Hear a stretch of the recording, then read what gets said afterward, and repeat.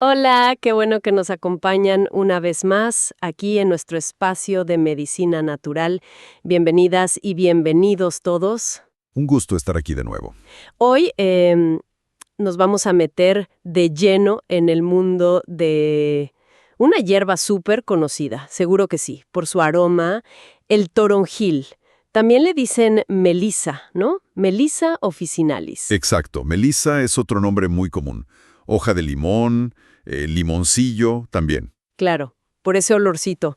Bueno, tenemos bastante material para revisar hoy, ¿eh? Desde fichas técnicas de medicamentos, artículos, investigaciones científicas, hasta unos estudios etnobotánicos que están fascinantes. Sí, hay bastante de dónde agarrar. La idea es, bueno, tratar de entender bien para qué sirve el toronjil, cuáles son esos beneficios que se mencionan tanto y, claro, cómo preparar el famoso té. Fundamental, lo del té. Y no es algo nuevo, ¿eh? Ya desde la antigüedad, bueno, Dioscórides la mencionaba, los médicos árabes decían que era buena para el ánimo, para el corazón, y ni hablar del agua del Carmen, ¿no? Un clásico. Un clásico total de los monjes carmelitas. Siglos usándose para calmar los nervios, la digestión. Tal cual.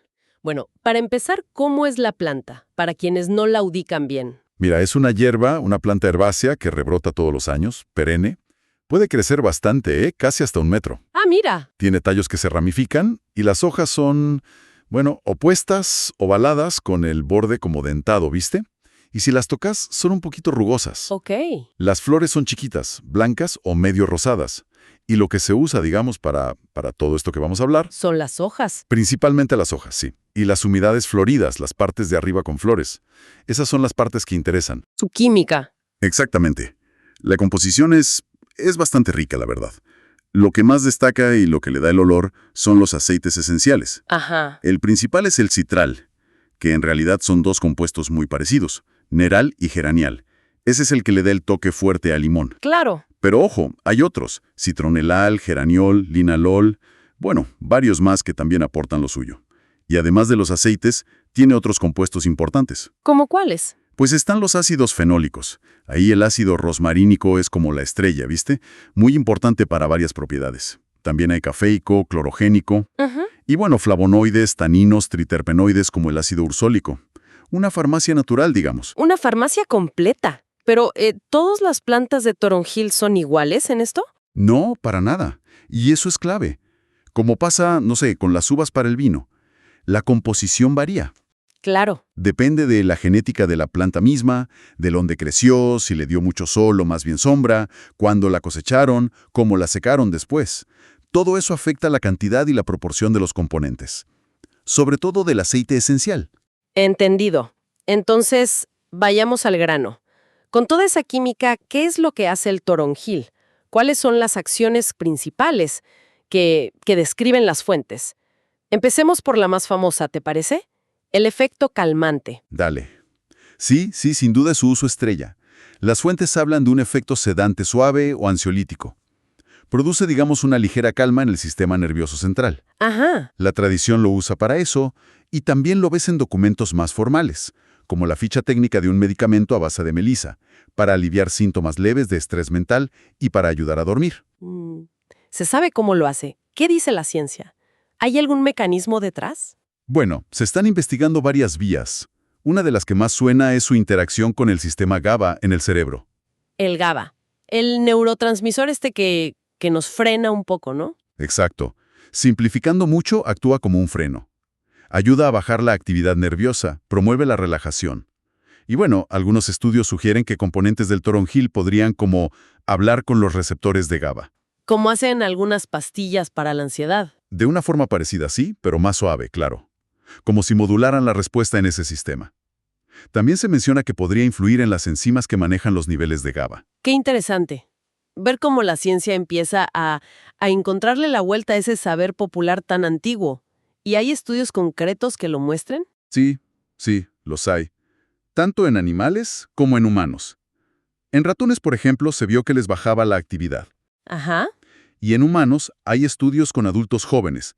Les dieron distintas dosis de extracto de toronjil y vieron mejoras en la sensación de calma. Incluso, en algunos casos, mejoras en la memoria bajo situaciones de estrés. Mira vos. También se estudió junto con valeriana y vieron efectos positivos en la ansiedad. Y hay uno muy citado que me parece interesante. ¿Cuál? Se hizo con niños de 6 o 7 años que tenían miedo de ir al dentista. Un clásico. Totalmente. Y bueno, vieron que una dosis específica de extracto de toronjil los ayudó a estar más tranquilos durante la revisión, comparado con los que tomaron un placebo. Ese dato del dentista es súper concreto, ¿eh? Ahora, más allá de la calma mental, ¿qué onda con su fama para la digestión? Vuelvo a pensar en el agua del Carmen. Exacto. Ese es el otro gran pilar. Se le atribuye la capacidad de relajar los músculos lisos del intestino. Parece que eso tiene que ver con el citronelal, otro de sus aceites. Ah, ok. Por eso los fuentes lo recomiendan para, bueno, molestias digestivas leves, hinchazón, gases, lo que se llama efecto carminativo, que ayuda a expulsar gases. Sí. También para espasmos intestinales, o sea, retortijones. Y se menciona para digestiones pesadas, gastritis. Algunas fuentes hasta sugieren que podría proteger la mucosa del estómago, basado en estudios preliminares en animales. O sea que ayuda a que todo funcione más suavemente en la panza. Algo así. Y también mencionan que ayuda a que fluya mejor la bilis. Eso facilitaría la digestión de las grasas y sería bueno para el hígado. Bien. Y leí por ahí en las fuentes que también se habla de efectos antivirales y antioxidantes. ¿Eso es así? Correcto. Hay evidencia bastante sólida, sobre todo contra el virus del herpes simple. El del labio. Ese, el tipo 1, y también el tipo 2. Parece que inhibe la replicación del virus, o sea, no lo deja multiplicarse fácilmente. Qué bueno eso. Y esta acción antiviral se la atribuyen mucho a los ácidos fenólicos, en especial al ácido rosmarínico, el que mencionamos antes. Ajá. Y esos mismos compuestos fenólicos son también los responsables de la actividad antioxidante, o sea, ayudan a proteger las células del daño de los radicales libres. El famoso estrés oxidativo. Exacto, que es un proceso natural, pero si hay mucho, contribuye al envejecimiento y a varias enfermedades. Así que el toronjil aportaría ahí también. Increíble. Lo del herpes es muy específico. Parece que tiene varias acciones bien documentadas. Pero ojo, en las fuentes aparecen como 1000 usos más. Casi que parece la panacea. Es verdad, la lista es larga. Además de lo que ya dijimos, se habla de usarlo para la falta de apetito, para dolores de la menstruación. Dismenorrea, sí. Eso. También para dolores de cabeza o migrañas por un efecto analgésico local. Incluso para cosas como la hipertensión, asma, taquicardias o esos desequilibrios del sistema nervioso autónomo. Wow. También se menciona para el mal aliento, pero en uso tóquico, como cicatrizante, como apoyo en problemas del hígado. Hay menciones de estudios preliminares en animales para diabetes tipo 2. O sea, de todo un poco. Sí, y hasta un estudio interesante en personas con Alzheimer leve a moderado que sugirió que ayudaba con la agitación. Y también para calmar la tos. Una lista impresionante, la verdad. Pero, ¿qué tan fuerte es la evidencia para todos estos otros usos? ¿Les damos el mismo peso? Ya, ahí hay que ser más cautos. Si bien muchos de estos usos vienen de la tradición y seguro que a algunas personas les funcionan, la evidencia científica es, digamos, menos robusta que para lo calmante, lo digestivo y lo antiviral. Entiendo.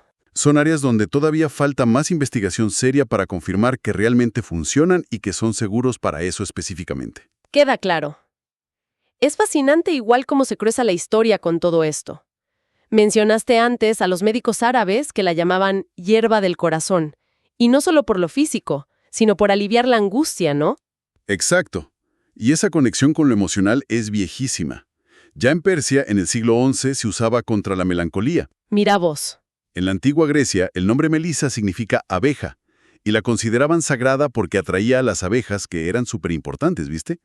Hasta Carlomagno mandó a cultivarla en sus jardines. No tenía idea de eso. Y bueno, cuando los europeos llegaron a América, trajeron el toronjil y acá se mezcló con las tradiciones locales. Y esa mezcla sigue viva.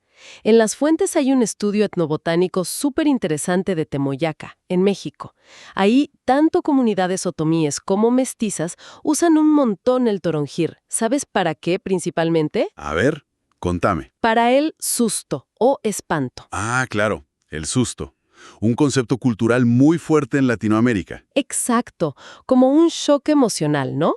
Que creen que afecta el ánimo y el cuerpo, causa pérdida de apetito, intranquilidad, desánimo, y consideran al toronjil una planta caliente ideal para tratar esa condición fría del susto. Qué interesante cómo se mantiene esa conexión con el bienestar emocional, ¿no? Con lo anímico. Totalmente, y lo usan para algo más en Temoyaca. ¿Sí? Sí, también para cosas que ya hablamos. Dolor de estómago, para el aire, Otro concepto cultural, sí. claro, para la tos, problemas de bilis, para los nervios, hasta para enfriamientos o vómitos. Y fíjate qué curioso, distinguen dos tipos. ¿Ah, sí? Sí, el morado y el blanco, que botánicamente son del género Agastach, parientes cercanos de la melisa. Los diferencian por la hoja, el color de la flor, el tallo y el aroma. Uno es más dulce, el otro más cítrico. Mira qué detalle. ¿Y usan uno más que otro? Parece que no hay una preferencia clara para usos medicinales entre los dos, según el estudio. ¿Y cómo lo preparan allá? La forma más común es hervido, el té. Solo o a veces lo mezclan con otras plantas, hinojo, tila, canela. Combinado. Eso. También lo usan molido con pulque y ajenjo, dicen que para el apetito.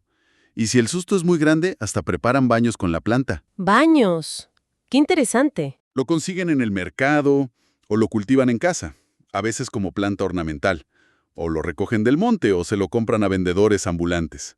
Es increíble ver esa trayectoria, ¿no? Cómo una planta viaja por la historia, por las culturas, y mantiene esos usos para calmar la mente, el cuerpo. Ahora, para la gente que nos escucha y quiere probar en casa, ¿cómo se prepara el té de forma simple? La receta básica. Dale.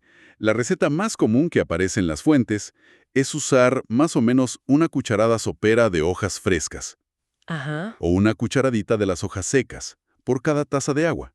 Ok, fresca o seca. Claro, le echas el agua recién hervida encima a las hojas, tapas la taza, importante taparla para que no se vayan los aceites volátiles, y dejas reposar unos 5 a 10 minutos. 5 a 10 minutos tapado. Exacto. Después colás y listo. La recomendación suele ser tomar 2 o 3 tazas al día. Alguna fuente dice hasta 4. Bien. Y un consejo práctico que leí por ahí.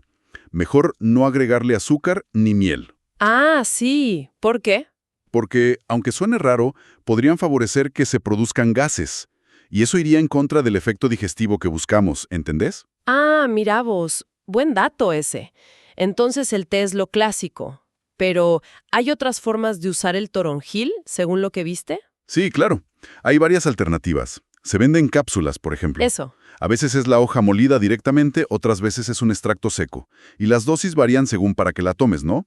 Una dosis para el estrés, otra quizás para la digestión. Entiendo. También se encuentra como extracto líquido, en gotas. Esos extractos, si son a base de glicerina y no de alcohol, pueden ser una opción para niños, pero siempre con supervisión profesional. Claro. Y bueno, sigue existiendo la famosa agua del Carmen, la preparación tradicional. Entrado. Exacto. Con el aceite esencial, muchísima precaución. Algunas fuentes muy específicas mencionan usarlo por boca, pero en dosis ínfimas. Hablamos de 2 a 4 gotas por dosis, para ayudar con la bilis. Pero esto, de verdad, nunca sin supervisión experta. Y jamás tomarlo puro. Ok, muy claro. El uso más seguro y común del aceite esencial es externo. En aromoterapia, por ejemplo.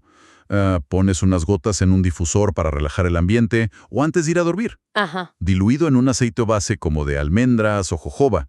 Sirve para hacer masajes, por ejemplo si tenés dolores musculares. Y también se puede aplicar, siempre diluido, sobre las lesiones del herpes. ¿Y otros usos en la piel, aparte del aceite esencial? Sí, la misma infusión, el té ya frío o tibio, se puede usar para baños relajantes o para poner compresas sobre el herpes labial. Con el tecito mismo. Claro. Y la planta fresca, machacada, tradicionalmente se usaba sobre moretones o para la congestión en los pechos al amamantar, o el jugo directo de la planta en picaduras de insectos. Usos bien tradicionales esos. Sí, y también se hacen preparados como ungüentos, cremas o aceites infusionados, que es dejar la planta macerando en aceite. Son populares para el herpes labial, dicen que calman y ayudan a que no vuelva tan seguido. Y también para cuidar la piel en general, por las propiedades calmantes y astringentes que tiene. Bien, o sea que hay un abanico de formas de usarlo. Pero, como con todo, me imagino que hay que tener cuidado. ¿Qué advertencias importantes viste en las fuentes? Fundamental tocarla, sí. Aunque en general se considera seguro en las formas y dosis habituales, hay situaciones que requieren cuidado. Por ejemplo, embarazo y lactancia. Ajá. La mayoría de las fuentes no lo recomiendan. Sobre todo el aceite esencial por boca. Dosis muy altas de la planta podrían ser un problema, teóricamente. Y el aceite esencial en dosis altas se considera teratogénico, o sea, podría afectar al bebé en desarrollo. Siempre consultar al médico o profesional de salud. Importantísimo. ¿Alguna otra condición a tener en cuenta? Sí, personas con problemas de tiroides, especialmente hipotiroidismo. Deben tener precaución porque algunos estudios sugieren que ciertos extractos podrían interferir con la medicación para la tiroides. Ah, ojo con eso. Exacto. Y con los niños. Bueno, hay un poco de diferencia entre fuentes.